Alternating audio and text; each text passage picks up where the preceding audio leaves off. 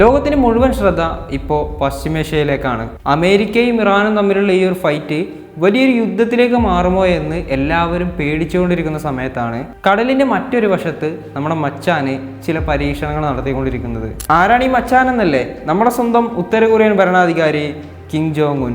Iran America യുദ്ധം തുടങ്ങിയത് മുതൽ ഏത് സോഷ്യൽ മീഡിയ എടുത്തു കഴിഞ്ഞാലും കിം ജോങ് ഉൻ ഇപ്പം ഇറങ്ങും എന്ന് പറഞ്ഞുള്ള പോസ്റ്റുകളും വീഡിയോസുമാണ് നമ്മൾ കാണുന്നത്. എന്നാൽ പശ്ചിമേഷ്യ മുഴുവൻ പടർന്നുകൊണ്ടിരിക്കുന്ന ഈ ഒരു തീപ്പൊരിയിലേക്ക് ഉത്തര കൊറിയ ഒരു തിരികൊളുത്താൻ നിൽക്കുമോ?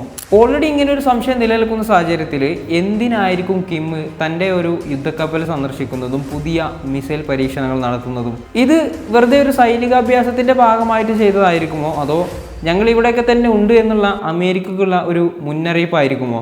സോ കിം ജോങ് ഉൻ എന്ന ഭരണാധികാരിയെക്കുറിച്ചും അദ്ദേഹം എങ്ങാനും ഈ യുദ്ധത്തിലേക്ക് ഇറങ്ങിയ ലോകത്തിന് എന്ത് സംഭവിക്കും എന്നതിനെക്കുറിച്ചും നമുക്ക് വിശദമായി തന്നെ നോക്കാം. സോ വീഡിയോ സ്റ്റാർട്ട് ചെയ്യുന്നതിന് മുമ്പ് ലൈക്കും ഹൈപ്പും ചെയ്യാൻ മറക്കരുത്. And welcome back to new video.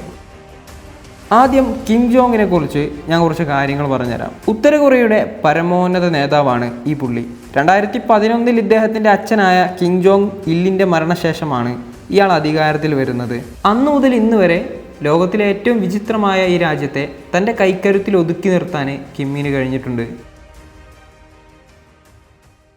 രാജ്യത്തിൻ്റെ സുരക്ഷയ്ക്കും സൈനിക ശക്തിക്കും വേണ്ടി എന്തും ചെയ്യാൻ മടിക്കാത്തൊരു വ്യക്തിയാണ് കിം ജോങ് ഉൻ. ലോകം മുഴുവൻ ഉപരോധമുണ്ടായിട്ടും പട്ടിണിയും സാമ്പത്തിക പ്രതിസന്ധികളും ഉണ്ടായിട്ടും സ്വന്തമായി ആണവായുധങ്ങളും മിസൈലുകളും വികസിപ്പിച്ചെടുത്ത അദ്ദേഹത്തിന്റെ ഇച്ഛാശക്തിയെ ലോകത്തെ പല വമ്പന്മാരും പേടിയോടെ തന്നെയാണ് നോക്കുന്നത്. കേവലം ഒരു ചെറിയ രാജ്യം എന്നിടത്ത് നിന്ന് ലോകത്തെ ഏറ്റവും വലിയ വമ്പന്മാരെ വരെ വെല്ലുവിളിക്കാൻ കെൽപ്പുള്ള ഒരു സൈനിക ശക്തിയാക്കി ഉത്തര കൊറിയയെ അദ്ദേഹം മാറ്റിയെടുത്തു. സോ കിം ആരാണെന്നും അദ്ദേഹത്തിന്റെ ശക്തി എന്താണെന്നും അദ്ദേഹത്തിന്റെ പവർ എന്താണെന്നുള്ള ഒരു ബേസിക് ഐഡിയ നിങ്ങൾക്ക് ഇപ്പോൾ കിട്ടിയിട്ടുണ്ടാവും. നമുക്കിനി നിലവിലെ സിറ്റുവേഷനിലേക്ക് തിരിച്ചു വരാം. ലോകം മുഴുവൻ അമേരിക്കയും ഇറാനും തമ്മിലുള്ള ഈ ഒരു ഫൈറ്റിനെ കുറിച്ച് ചർച്ച ചെയ്തുകൊണ്ടിരിക്കുന്ന സമയത്താണ് വളരെ സ്ട്രേഞ്ച് ആയിക്കൊണ്ട് കിം തൻ്റെ സൈന്യത്തിൻ്റെ നേവൽ ഡിസ്ട്രോയറുകൾ സന്ദർശിക്കുന്നത്. ഇത് സാധാരണ നടക്കുന്ന ഒരു വിസിറ്റ് മാത്രമല്ലാത്തത് കൊണ്ടാണ് ഇത് ഇത്രയധികം ചർച്ചയായി മാറിയത്. പുതിയ തരത്തിലുള്ള ഒരുപാട് ക്രൂയിസ് മിസൈലുകൾ അദ്ദേഹം വിജയകരമായി അവിടെ വെച്ച് പരീക്ഷിക്കുകയും ചെയ്തിട്ടുണ്ട്. ഈ മിസൈലുകൾക്ക് ശത്രു രാജ്യങ്ങളുടെ റഡാറുകളെ വരെ വെട്ടിച്ച് ശത്രുക്കളുടെ പ്രതിരോധ സംവിധാനങ്ങളെ തകർത്തെറിയാനുള്ള കപ്പാസിറ്റി ഉണ്ടെന്നാണ് ഉത്തര കൊറിയ പറയുന്നത്. സോ ഇത്തരത്തിലൊരു സാഹചര്യത്തിൽ ഇങ്ങനെ ഒരു പരീക്ഷണം നടത്തുക എന്ന് പറയുമ്പോൾ എന്താ അതിൻ്റെ അർത്ഥം? അത് നമുക്ക് മനസ്സിലാവണമെന്നുണ്ടെങ്കിൽ ഇറാനും ഉത്തര കൊറിയയും തമ്മിൽ പതിറ്റാണ്ടുകളായിട്ടുള്ള ആയുധ ഇടപാടുകളെ കുറിച്ച് അറിയണം. 1980കളിലെ ഇറാൻ ഇറാഖ് യുദ്ധം മുതൽ ഉത്തര കൊറിയയും ഇറാനും തമ്മിൽ വളരെ ക്ലോസ് റിലേഷൻഷിപ്പ് ഉണ്ട് എന്ന് വെച്ചാൽ ആ ബന്ധം ഇപ്പോഴും ഉണ്ടെന്നർത്ഥം. അതുകൊണ്ട് തന്നെ 2026 ഇത്രയും ഒരു ക്രൂഷ്യൽ സിറ്റുവേഷനിൽ ഇറാൻ നിൽക്കുമ്പോൾ ഇറാൻ ആവശ്യമായ അത്യാധുനിക മിസൈലുകളും മറ്റ് ആയുധ സഹായങ്ങളും ഇറാന് നൽകാൻ കിമ്മിന് കഴിയും. മേ ബി ഇതിൻ്റെ ഭാഗമായിട്ടായിരിക്കാം ഈ അടുത്ത് നടത്തിയിട്ടുള്ള മിസൈൽ പരീക്ഷണങ്ങൾ. അമേരിക്കയുടെ ഏറ്റവും വലിയ പേടിയും ഇത് തന്നെയാണ്.